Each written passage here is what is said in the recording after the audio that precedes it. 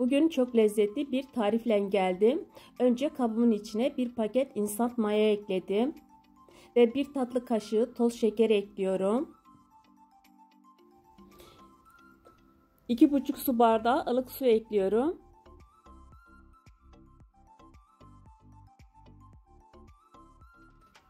Bardağımın ölçüsü 200 milim. Şimdi malzemeleri biraz karıştırıyorum. 5,5 su bardağı un kullanıyorum. Undan una biraz farklı gösterebilir. Onun için unu kullanırken dikkatli olmakta fayda vardır. Ve bir tatlı kaşığı tuz kullandım. Şimdi hamuru iyice yoğuruyorum.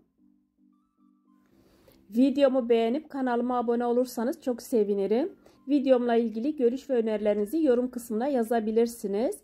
Şimdiden hepinize çok teşekkür ederim. Hamuru güzel bir şekilde yoğurdum ve mayalamaya bırakıyorum. Hamur mayalanırken şimdi iç malzemelerini hazırlayacağım.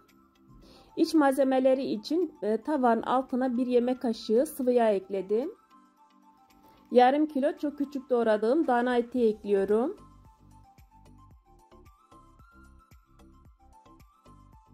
Etler suyunu saldı ve şimdi içine 1 çay bardağı sıcak su ekliyorum. Ve kapağını kapatıp kısık ateşte pişireceğim suyunu çekene kadar. Şimdi kapağını açıyorum ve suyunu çekmiş. Üzerine doğramış olduğum 2 adet soğan ekliyorum.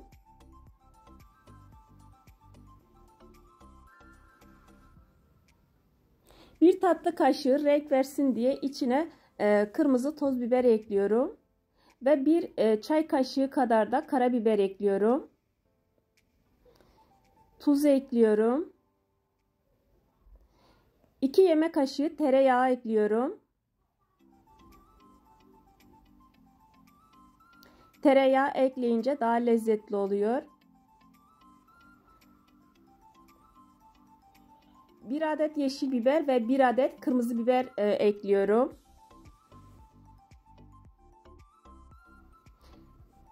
Ve 2 adet soyup doğradığım domates ekliyorum.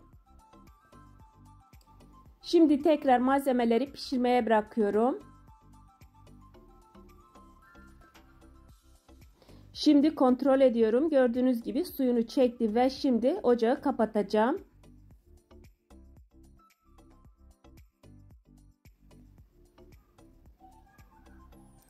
Hamurumu tezgaha aldım ve şimdi havasını alacağım.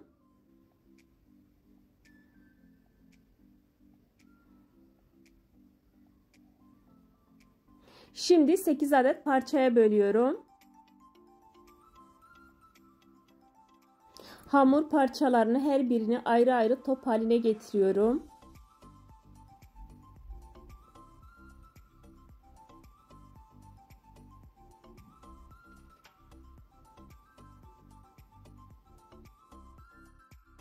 Şimdi hamurumu ayrı ayrı servis tabağı büyüklüğünde merdane yardımıyla açıyorum.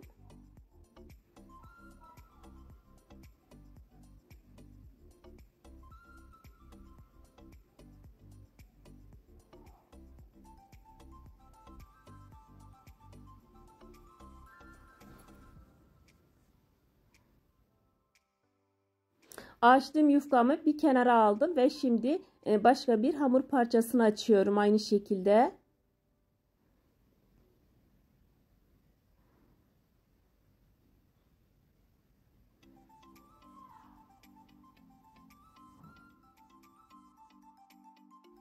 İçine yeterince pişirmiş olduğum malzemeden ekliyorum. Malzemeleri eklerken kenar tarafını boş bırakıyorum. Ve ikinci yufkamızı üzerine kapatıyorum. Etrafını güzel bir şekilde yapıştırıyorum.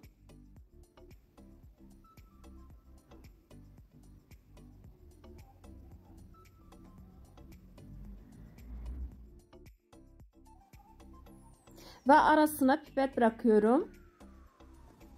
Şimdi tekrar etrafını kıvırıyorum.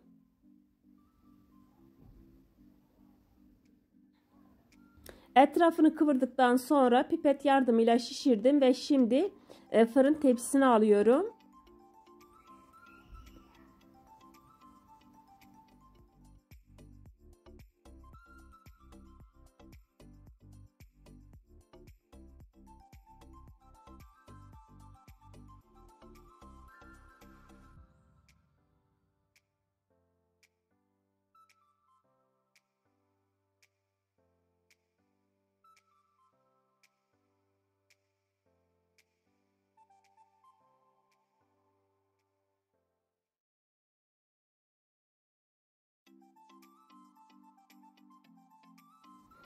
Aynı şekilde bir pidemi daha yaptım. Ben toplam 4 pide yaptım.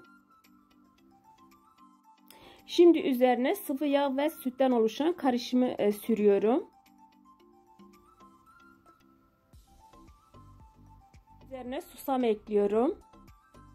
Çok az da çörek otu ekliyorum. Isıtılmış 180 derece fırında pişirdim. İç malzemelerini pişirdiğim için çok kolay pişiyor.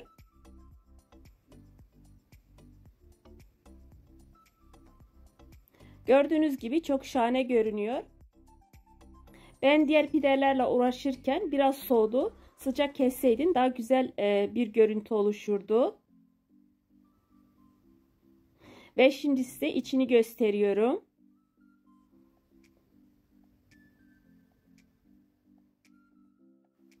Balon kebap pidemiz bu şekilde. Deneyen herkese şimdiden afiyet olsun. İftar sofrasına yakışacak pideden sonra ve şimdi sıra geldi tatlı tarifine. 1,5 kilo bal kabağı kullanacağım. Önce bal kabağını patates aparatıyla bu şekilde doğruyorum. Normal bıçakla da doğrayabilirsiniz.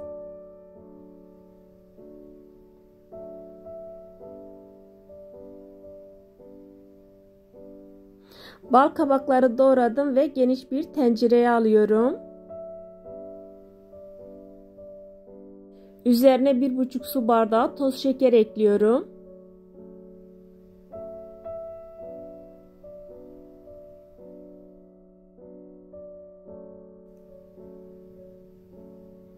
Kapağını kapattım ve bir gece buzdolabında dinlendireceğim. Bir gece buzdolabında dinlendirdim. Gördüğünüz gibi kabaklar tüm suyunu salmış.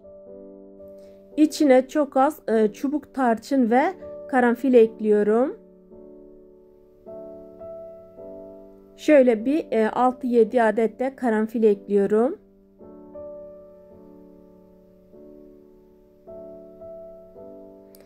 Ve şimdi kapağını kapattım. Ocağa alacağım.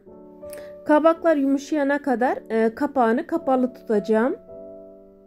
Ve şimdi kontrol ediyorum.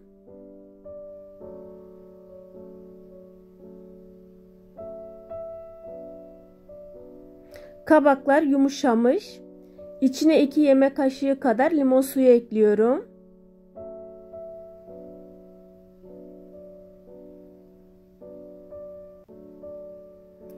Ve bir avuç kabak çekirdeği ekliyorum.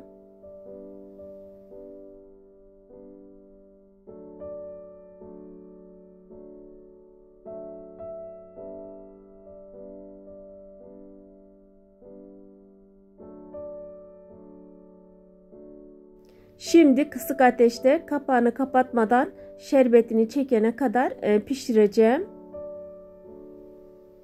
Ve şerbetini çekti. Yani tatlımız şu anda hazır. Uygun bir servis tabağına alıyorum.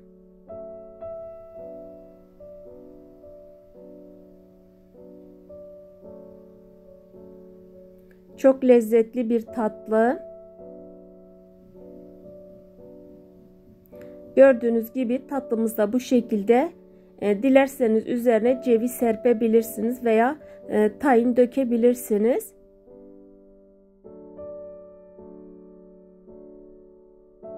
Daha yakından dokusunu gösteriyorum. Gördüğünüz gibi lokum gibi olmuş.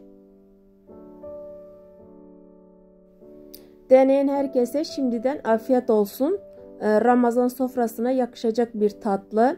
Ve şimdi çorba tarifimize geçiyoruz. İçin 2 dilim bal kabağı kullanacağım. Önce bal kabağının dilimlerini parçalara ayırdım. Ve şimdi onları rendeleyeceğim. Çok güzel, çok lezzetli bir tarif olacak. Kişi sayısına göre kabakların miktarını azaltıp çoğaltabilirsiniz.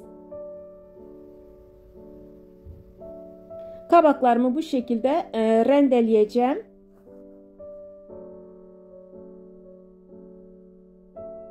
Kabaklar sert olduğu için biraz zor rendeleniyor.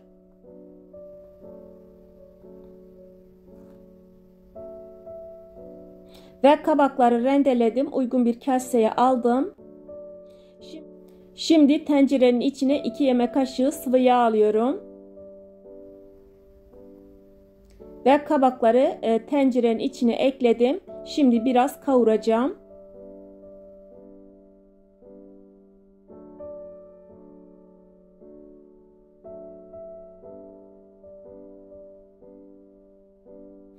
İçine 4 diş rendelediğim sarımsağı ekliyorum.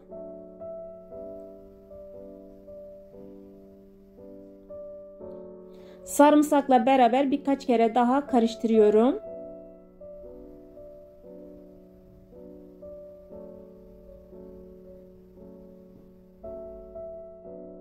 İki yemek kaşığı un ekliyorum ve unla beraber tekrar karıştırıyorum. Bu arada videomu beğenip kanalıma abone olursanız gerçekten çok sevinirim. Eğer halen kanalıma abone değilseniz.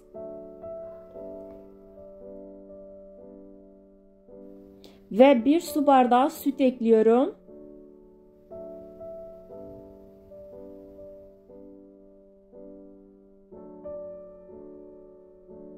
Ve 4 su bardağı su ekliyorum. Eğer su az gelirse sonradan su ilave edebilirsiniz.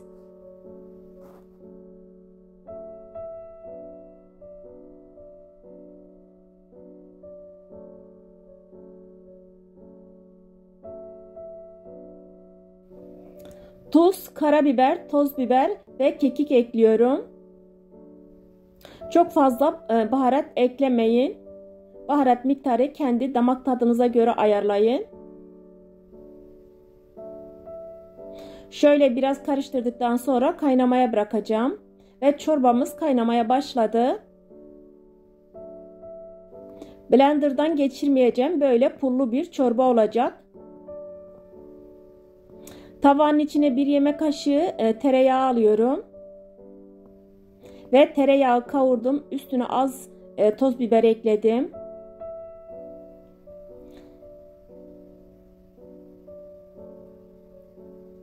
Çorbanın kıvamını şu şekilde size gösteriyorum.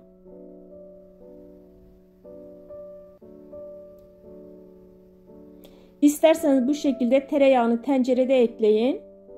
İsterseniz biraz sonra göstereceğim servis tabağında ekleyin. Çok lezzetli, sağlıklı bir çorba. Özellikle kış aylarında tüketilmesi gereken çorbalardan biri.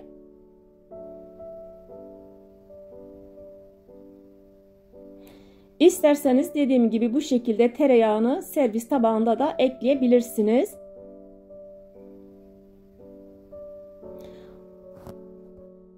Süs amaçlı içine birkaç tane kabak çekirdeğini bırakıyorum.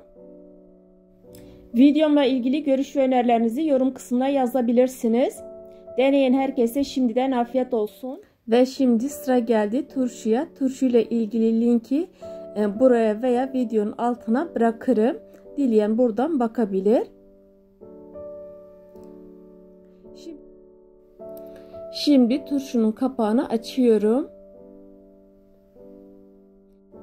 Domatesin kendi suyunda hazırlanan ve dolapta saklanan bir turşu tarifi. Siz de duruma göre yanına farklı ikramlar ekleyebilirsiniz. Turşu gibi, meze gibi, hoşaf gibi veya salata gibi. Herkese hayırlı Ramazanlar ve hayırlı iftarlar diliyorum. İnşallah yarınki Ramazan menüsünde tekrar görüşürüz. Hoşça kalın. Allah'a emanet olun.